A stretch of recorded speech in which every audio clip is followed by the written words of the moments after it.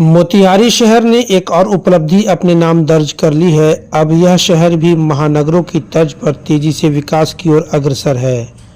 इसी क्रम में मोतिहारी के NH 28 स्थित क्षेत्र में दक्षिण कोरियाई ऑटो कंपनी KIA, जिसको किया कहता है, उसके अत्याधुनिक और भव्य शोरूम किया मोटर्स का उद्घाटन बड़ी ही धूमधाम के साथ किया गया। शोरूम का उद्घाटन मुख्य अतिथि बेतिया के सांसद डॉक्टर संजय जायसवाल, बिहार के पूर्व उप मुख्यमंत्री तारकेश्वर प्रसाद, मोतिहारी नगर निगम की मेयर प्रीति गुप्ता तथा शहर के अन्य गणमान्य व्यक्तियों ने संयुक्त रूप से फीता काटकर किया। इस अवसर पर अतिथियों का भव्य स्वागत पुष्पगुच्छ और मोमेंटो देकर किया गया। समारोह का वातावरण उत्साह और उमंग से भरपूर था, जहां स्थानीय लोगों की भी भरी उपस्थिति देखने को मिली। यह शोरूम मोतिहारी के प्रतिष्ठित व्यावसायिक परिवार राम भवन नेटवर्क से जुड़ा हुआ एक नया अध्याय है। इस नेटवर्क के अंतर्गत पहले से भी कई ब्रांड शोरूम और बिजनेस संचालित हो रहे हैं और अब KIA का यह जुड़ाव इसे और भी सशक्त बना रहा है। इस अवसर पर शोरूम के प्रोप्राइटर सुमित कुमार ने मीडिया से बात करते हुए कहा कि मोतिहारी अब किसी भी मायने में छोटा शहर नहीं रह गया। यहाँ भी अब ग्राहक बड़े बड़े ब्रांड्स और उच्च स्तरीय सेवाओं की उम्मीद करने लगे हैं। हम चाहते हैं कि मोतिहारी और आसपास के लोगों को गाड़ी खरीदने के लिए पटना या दिल्ली जाने की ज़रूरत न हो। अब किया का पूरा अनुभव और सेवाएं यहाँ उपलब्ध होंगी। भविष्य में इस शोरूम का और विस्तारित किया जाएगा और इलेक्ट्रॉनिक वाहनों की रेंज भी उपलब्ध कराई जाएगी।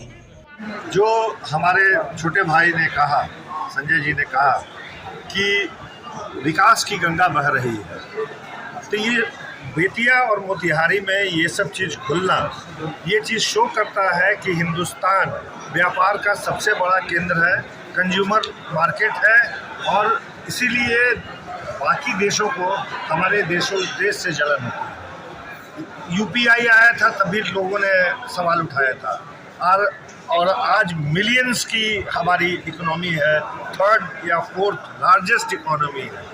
ये प्रमाण है, ये प्रमाण दिखाता है कि पूरे देश की जनता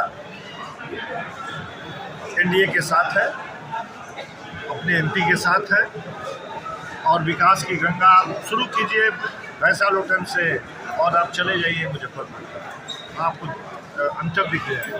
हर हाईवे पर शोरूम और हॉस्पिटल, स्वास्थ्य, शिक्षा और व्यापार, यही 3 चीज़ से देश आगे बढ़ता है। पराक्रम हमने दिखा दिया है।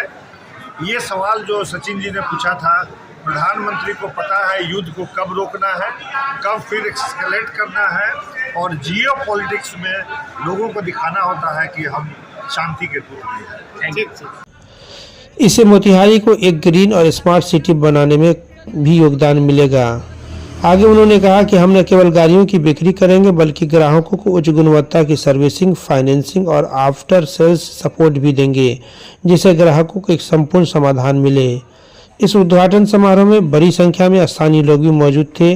लोगों ने इस पहल की सराहना की और बताया कि अब उन्होंने KIA जैसे ब्रांड की गाड़ियां खरीदने के लिए उन्हें शहरों का रुख नहीं करना पड़ेगा। शोरूम के खुलने से न केवल ग्राहक सेवा में सुविधा होगी बल्कि रोजगार के नए अवसर भी सृजित होंगे। इस प्रकार किया शोरूम का यह उद्घाटन मोतिहारी के लिए एक नया मील का पत्थर साबित होगा। देखिए, भारतीय जनता पार्टी, जनता यूनाइटेड या NDA को कोई किसी प्रकार की कोई राजनीतिक चुनौती नहीं है, क्योंकि हमने बिहार को बदला और बिहार के लोगों ने उसे महसूस किया। और स्वाभाविक है कि एक लोकतांत्रिक राज्य में, देश में हम सब रहते हैं, तो अलग अलग जो वैचारिक धाराएं हैं वो राजनीतिक दृष्टि से राजनीतिक दल के रूप में अपने आकार को लेती है और वो चलता रहता है। खास करके जब इस प्रकार के जो आम चुनाव निकट आते हैं तो सबकी जो अपनी राजनीतिक जिजीवासा है या उसका जो जीवंतता है वो कहीं न कहीं दिखाने के लिए इस प्रकार की बातें होते रहती हैं। लेकिन NDA कल भी मजबूत था, आज भी मजबूत है और आगामी जो चुनाव में 2025 का लक्ष्य NDA ने जो दिया है उसको हम सब पार करें। इससे कोई असर नहीं पड़ने वाला है? नहीं, देखिए, जब जनता साथ हो जाती है तो बहुत सारी चीज़ें पीछे छूट जाती है और जनता ने जब बदलाव महसूस किया और बिहार की प्रगति, बिहार का विकास यशस्वी प्रधानमंत्री जी के नेतृत्व में विकसित भारत, विकसित बिहार, और खास करके विगत बजट में जिस प्रकार से माननीय प्रधानमंत्री जी ने, केंद्र की सरकार ने, जहां हमारे श्री संजय जायसवाल जी एक महत्वपूर्ण अंग है हमारे इस क्षेत्र को प्रतिनिधित्व करते हैं, तो स्वाभाविक है कि इतना बड़ा इतने सारे ढेर सारे विकास की धाराएं जब बिहार तक पहुंची हैं, तो मुझे नहीं लगता है कि ये छोटी छोटी चीज़ें कहीं कोई राजनीतिक परिस्थिति को बदल पाए। अंतिम सवाल है सर, भारत पाकिस्तान की जब अभी लड़ाई हो रही थी तो पाकिस्तान बार बार परमाणु हमले की धमकी दे रहा है, आज भी दे रहा है, क्या इस पर कुछ कहेंगे?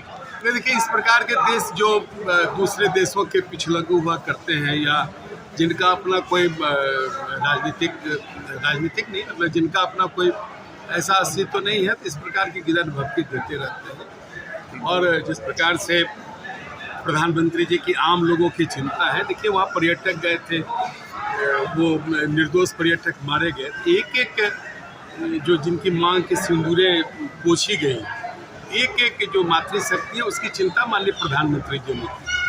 तो माननीय प्रधानमंत्री जी के लिए भारत के लोग, भारत का जो एक मानव संसाधन है वो उनके लिए ज़्यादा महत्व रखता है, और प्रधानमंत्री जी ने किस प्रकार से बदला लिया, विस्तार से हमारे माननीय सांसद ने चर्चा कर दी है। और देखिए, देश उनके नेतृत्व में बहुत ही मजबूत है, और मुझे नहीं लगता है कि पाकिस्तान ऐसे देश बहुत दिनों तक इस प्रकार की बंदर घुटकी देके अपने अस्तित्व को बचा पाएंगे।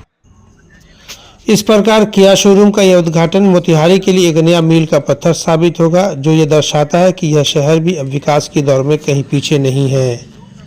मोतिहारी से अरविंद कुमार की रिपोर्ट।